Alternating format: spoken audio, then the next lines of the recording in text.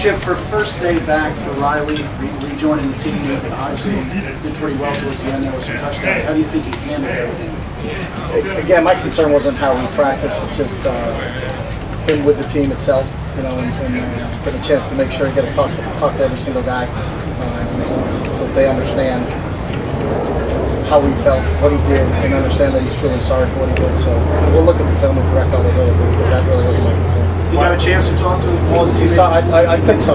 You know, I met with him again this morning. We talked to most of the guys before he left, but there was a few guys left, and I hope he was hoping that we could by the time to get out to practice, we'll get a chance to talk to everybody. So.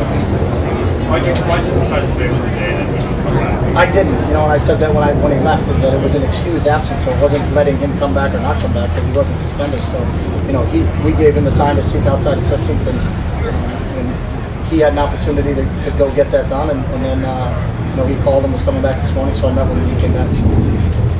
So did he have to show you something that made you think he was ready to come back, or did you? No, I deferred to who we went to go visit with. So, you know, but again, he wasn't suspended, so it wasn't like he was suspended and he had to go through a set of things to make himself come back. Because we just excused him because everybody, when we met with him, and Riley himself felt like he needed to go talk to somebody. So. Jeff, what kind of specialists did he see? Like, what kind of professionals did Riley see? That's Riley's personal thing, and again, I know you have to ask the question, and I understand that, but that's not at liberty for me to say that. So, in deference to him, you know, that's Riley's situation. So, I wouldn't comment on anybody in any situation if they sought outside assistance and they were excused in terms of where they would go. So, how closely will you be monitoring how he does kind of get graded? Yeah, that's a good point. We are gonna, you know, we've got a pretty good pulse on where we are right now. Our players have been fantastic with us in terms of feedback. So it's really certainly a situation that, as I said, this isn't something that, you know, we just kind of put in the back seat and then get moving forward. You know, we'll make sure we keep our eyes and ears open and continue to monitor the situation. Are you a little surprised that he did perform as well as he did late in practice, based on everything that's been going on in his life?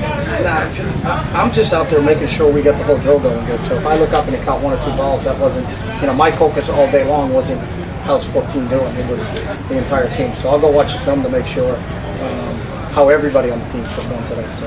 Is he playing on Friday? What's that? Is he going to play on Friday? We'll figure it out as long as we go through this week and everybody practices. You know, again, we got to get through another good day with these guys. So I'm not going to make any predictions. Someone goes down tomorrow, I don't know the situation, or if he were to get hurt tomorrow. So we'll see. But if he continues to practice, okay. Why were the majority of reps first and second?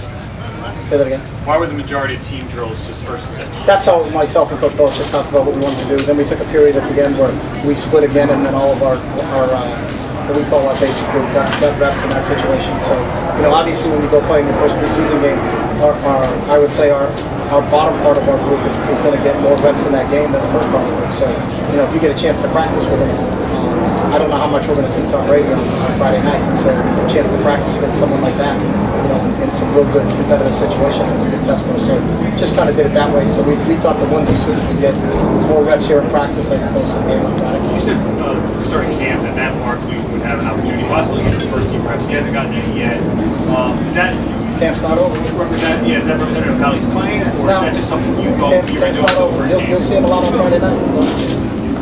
Camp's not over.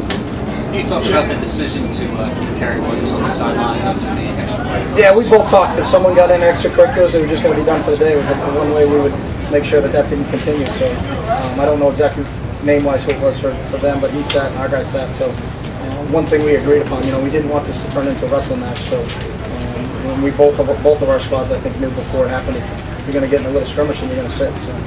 Chip, you get a chance to see your defense against maybe the best quarterback in the NFL. How do you think they did?